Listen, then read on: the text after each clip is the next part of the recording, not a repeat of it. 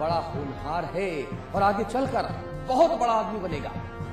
दरअसल वो जगह इटावा का सैफई गांव था और जो बच्चा सही गलत के भेद से परे माँ की गोद में बैठा वात्सल्य का आनंद ले रहा था, वो आगे चलकर समाजवादी सियासत का एक ऐसा पुरोधा बना जिसका नाम ही पड़ गया नेताजी। जी हाँ, सपा सुप्रीमो माननीय मुलायम सिंह यादव जी।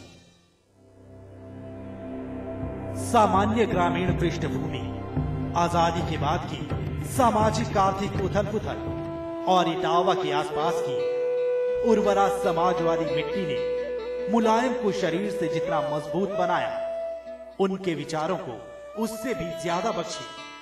पिता की प्रेरणा से स्कूली दिनों में ही मुलायम कुश्ती के अखाड़े में बड़े बड़ों को चिट करने लगे थे और यही काम बाद में उन्होंने अपने सियासी सफर में भी किया।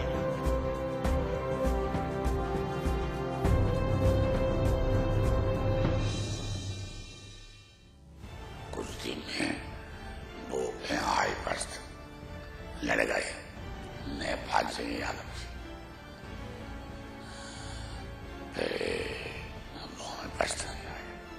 जीत गए।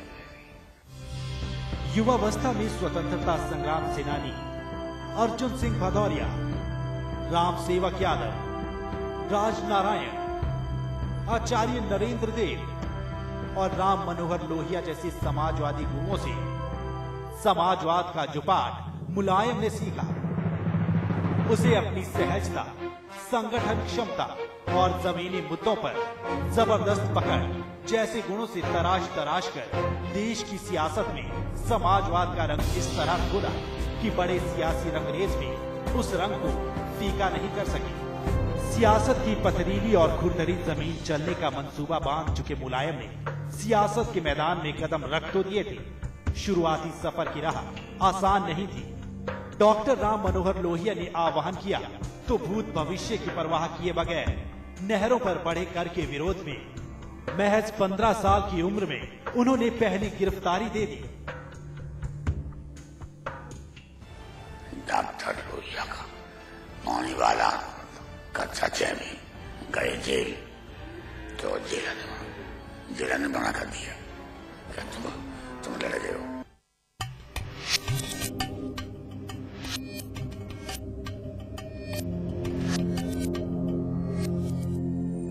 इसके बाद आया लोकतंत्र का काला दौर।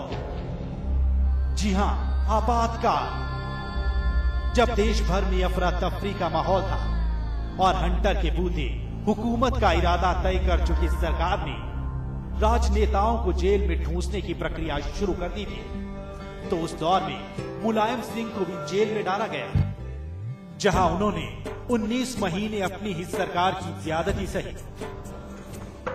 हुकूमतों की ज्यादती का सिलसिला जारी था और सैफई की शफाफ माटी के मजबूत सपूत मुलायम ने ठान रखा था कि अन्नदाताओं और गरीबों पर किसी तरह की जबरदस्ती वो बर्दाश्त नहीं करेंगे।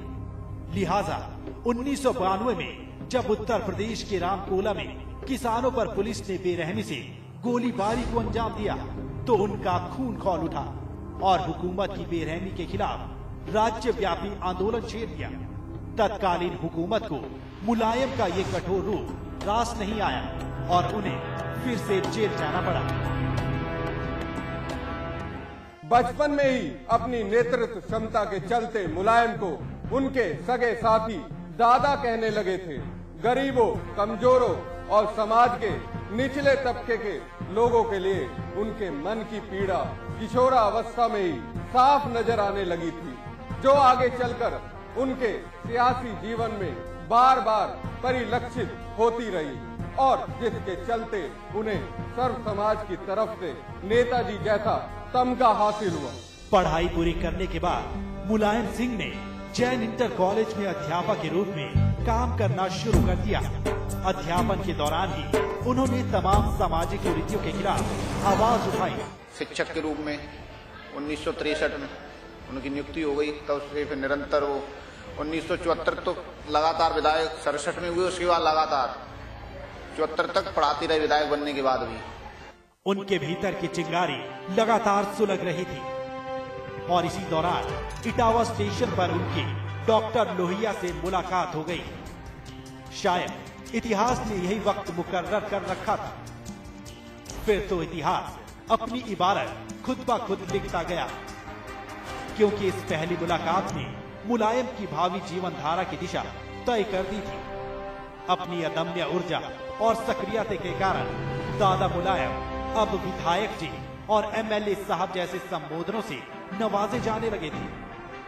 ये अलग बात है कि पहला विधानसभा चुनाव उन्होंने कई साल बाद 1967 में जसवंत नगर से जीता।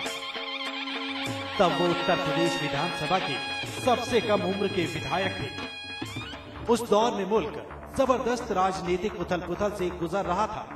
नए नए सियासी समीकरण बन बिगड़ रहे थे और मुलायम भी अपनी समाजवादी विचारधारा को मजबूत करते हुए राजनीति में अपनी जगह बनाते जा रहे थे। इसलिए पहली बार वो संयुक्त सोशलिस्ट पार्टी यानी संसोपा से विधायक बने। तो 1974 में भारतीय क्रांति दल और 1977 में जनता पार्टी से विधायक बने थे। उसी साल लाल बत्ती भी मिली, क्योंकि राम नरेश यादव की सरकार में उन्हें सहकारिता मंत्री बनाया गया। मंत्री बनते ही उन्होंने जो पहला काम किया वो था सरकारी बैंकों की ब्याज दरों को कम कर ग्रामीण किसानों को राहत देना। किसानों में उल्लास था। उन्हें लगने लगा था कि उनके बीच का कोई उनका अपना रहनुमा बन गया है और उनके हितों की अब अनदेखी नहीं हो सकती। तभी तो बनारसी दास मंत्रिमंडल में भी उनका विभाग तो बरकरार रहा है, साथ ही उन्हें पशुपालन और ग्रामीण उद्योग जैसे विभाग भी सौंप दिए गए। इतना ही नहीं, शुरू से ही सर्व समाज के हितों के पैरोकार रहे मुलायम सिंह यादव ने मंत्री रहते हुए सहकारी संस्थाओं में हर स्तर पर अनुसूचित जातियों के लिए आरक्षण की शुरुआत भी की। लेकिन वो इस बात से बिल्कुल सहमत नहीं थे कि प्रमोशन में आरक्षण का प्रावधान हो। यही वजह थी कि इस मुद्दे पर उन्होंने कांग्रेस से अपनी दोस्ती को भी दांव पर लगा दिया, क्योंकि उन्हें पता था कि इससे काबिलियत की अनदेखी होगी और समाज में विभेद पैदा होगा, जो सर्व समाज की रहनुमाई करने वाले नेताजी को बिल्कुल गंवारा नहीं था। विकास के लिए, देश की रक्षा के लिए और देश के अच्छे हथियार बनाने के लिए, मिसाल बनाने के लिए मुसलमानों की महत्वपूर्ण भूमिका रही है। फिर आकर सरकार इनके हाथ करता क्यों नहीं तैयार हो रही। इसलिए हमारी मांग है कि मुसलमानों के हालात सुधरेंगे तभी जब मुसलमानों की संख्या के अनुसार उनका आरक्षण सरकारी नौकरियों से लेकर के चाहे विधानसभा हो चाहे लोकसभा हो, इन्हें मिल करके उनका आरक्षण किया जाए। इसी बीच 1980 का चुनाव भी आया, जिसने मुलायम सिंह के सर एक और बड़ी जिम्मेदारी सौंप दी। वो चौधरी चरण सिंह के लोक दल के प्रदेश अध्यक्ष बन गए। 1982 में विधान परिषद के सदस्य बनने के बाद उन्होंने नेता विरोधी दल की भूमिका निभाई और 1985 में लोक दल के टिकट पर विधानसभा चुनाव जीतने पर यही भूमिका उन्होंने विधानसभा में भी दोहराई। यही दौर था जिसने जननेता के रूप में मुलायम सिंह यादव को मंझा। तभी तो इनकी आलोचक भी मानते हैं कि उत्तर प्रदेश में मुलायम सिंह जैसा नेता प्रतिपक्ष फिर कभी नहीं हुआ। लेकिन सियासी वर्चस्व जंग और महत्वाकांक्षा की माया के साए ने उनका पीछा नहीं छोड़ा। लोकदल में चल रही अंतर्कलह बढ़ती जा रही थी और फिर 10 जनवरी 1987 को मुलायम सिंह को नेता प्रतिपक्ष का पद छोड़ना पड़ा। अभी अपनों की बेरुखी से वो उबर ही रहे थे कि एक और जोरदार झटका लगा। जी हाँ, क्योंकि 29 मई 1987 को चौधरी चरण सिंह के निधन के बाद राजनीतिक चुनौतियों ने सभी तरफ से मुलायम को घेर लिया। एक तो पथ प्रदर्शक के जाने का गम और दूसरे अपनों से ही संघर्ष करके फलक पर आने की तड़प। फिर वही हुआ जिसका तसव्वुर भी उन्होंने नहीं किया, उत्तर प्रदेश में लोकदल का बंटवारा। लिहाजा मुलायम सिंह लोकदल बा के नेता हो गए। लेकिन तैयारी थी नए सियासी ध्रुवीकरण की, जिसके लिए मुलायम सिंह ने बहुत ही मुकद्दस तारीख तय कर रखी थी। हिंदी दिवस यानी 14 सितंबर 1987 को मुलायम ने भ्रष्टाचार, सरकारी धन की लूट, महंगाई और सांप्रदायिकता जैसे मुद्दों को लेकर क्रांति रथ यात्रा शुरू कर दी। रथ यात्रा के दौरान 15 अक्टूबर 1987 को लखनऊ में हुई ऐतिहासिक रैली में चंद्रशेखर, रामकृष्ण हेगड़े, हेमवती नंदन बहुगुणा, हरिकिशन सिंह सुरजीत, कर्पूरी ठाकुर और EMS नंबूदरीपाल जैसे नेताओं का जमावड़ा हुआ और इसी जमावड़े ने जनता दल के गठन की रूपरेखा तय कर दी। यही वजह थी कि मुलायम सिंह को राजीव गांधी के इस्तीफे के बाद लोकसभा चुनाव से ठीक पहले 11 अक्टूबर 1989 को गठित जनता दल का प्रदेश अध्यक्ष बना दिया गया।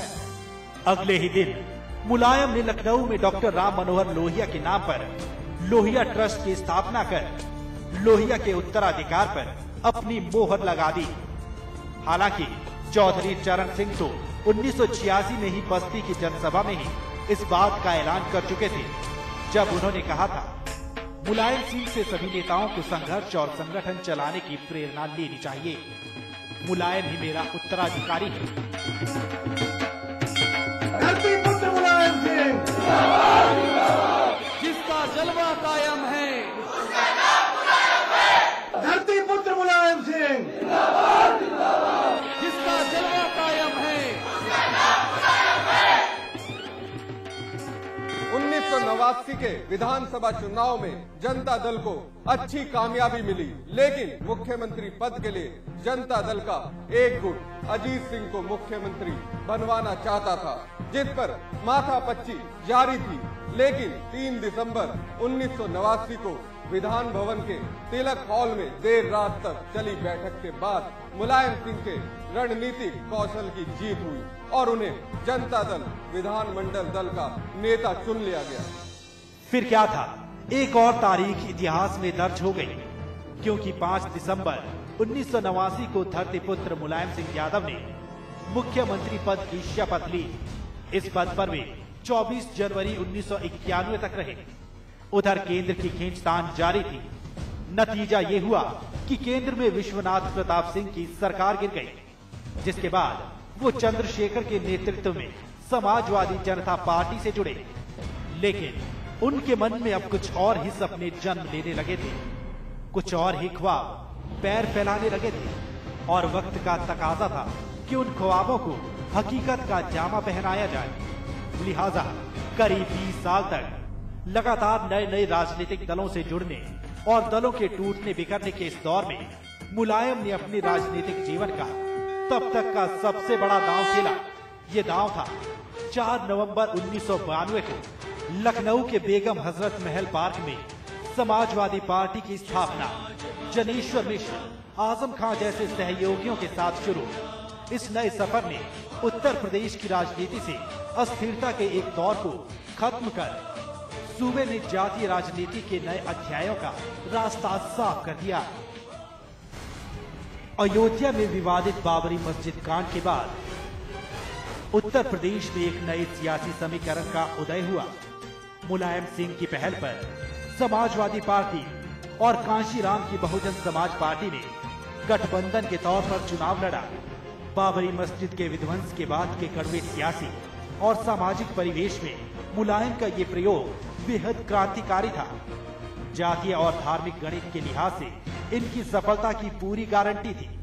फिर 1991 में जिस कांग्रेस के समर्थन वापस लेने के कारण मुलायम सिंह की सरकार गिरी थी, उसी की मदद से मुलायम दूसरी बार 5 दिसंबर 1993 को यूपी के मुख्यमंत्री बने। लेकिन समाजवादी साइकिल की ये सत्ता यात्रा बहुत लंबी नहीं चल सकी, क्योंकि पिछले पहिए पर सवार हाथी का बोझ सह पाना इसके लिए बहुत दिनों तक संभव नहीं हो पाया। इस दबाव से निपटने के लिए समाजवादी पार्टी ने बसपा को ही तोड़ डालने की योजना बनाई। लेकिन 2 जून 1995 को लखनऊ में हुए स्टेट गेस्ट हाउस कांड ने समाजवादी पार्टी के सारे मंसूबों पर पानी फेर दिया और ये मुलायम सिंह यादव की बड़ी रणनीतिक चूक साबित हुई, जिसे उनके अति उत्साही और बेलगाम कार्यकर्ताओं ने शर्मनाक बना दिया।